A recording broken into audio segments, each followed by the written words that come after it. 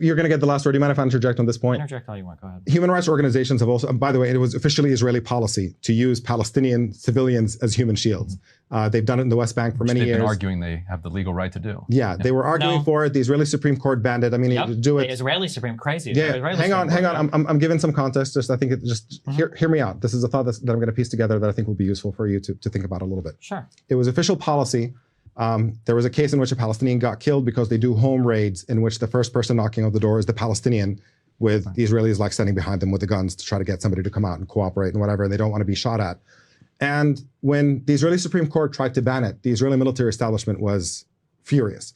Said this is a really important method of combat. It protects the soldiers' lives. You can't ban it. And Israel basically disregarded what the military establishment said. It was Shaul Mofaz, who was the defense minister at Israel at the time all of this was happening. I think it was in 2005.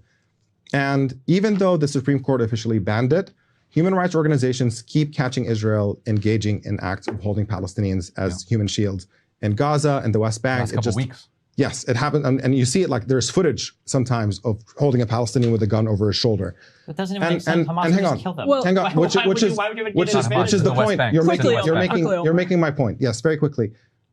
If the Israeli military thinks holding Palestinian civilians in front of them when they're fighting with Hamas saves the Israeli soldiers' lives, it tells you that they don't believe their own lies about Hamas wanting Palestinian civilians to die, because it would not be useful if that's what they believe. So you're actually making my point. When the IDF was using those human shields, how many Muslims were killed? How many Palestinians were killed when they were? This is the last question. I think there was one incident of somebody getting killed. Correct. Yes. You know why? Okay, so you know why? Because Palestinians don't want to shoot their own people. That's why. So it's interesting. So the IDF's idea behind that was when they were engaged in this, when they were clearing out houses, the idea is that if a bunch of IDF soldiers show up and start banging on your door, it's going to lead to some sort of armed conflict. So what the IDF started to do is when they were approaching houses what the IDF started to do when they were approaching houses, if there were people in the neighborhood, if people walking by, they would say like, hey, do you want to walk up and do you want to knock on this door and talk to this guy? Because if you go in and you talk with a gun to their head. No, not with a gun to their head. That's not how. Hey, do you want to hand me your wallet? There's a reason why. Yeah, you can laugh, but this is the conflict, because you laugh now. More people probably die because that policy is gone, because the way that you phrase it is, oh, they held a gun to their head because it was a human shield, which I think did happen one time. But there's a reason why when you talk about the policy, only one person ever died doing it. It's because it was considered a safer way to bring people out of the home in order to you have an actual Palestinian go knock on the door rather than the idea of us banging the door. Glad you're defending the use of human shields. But I'm just saying,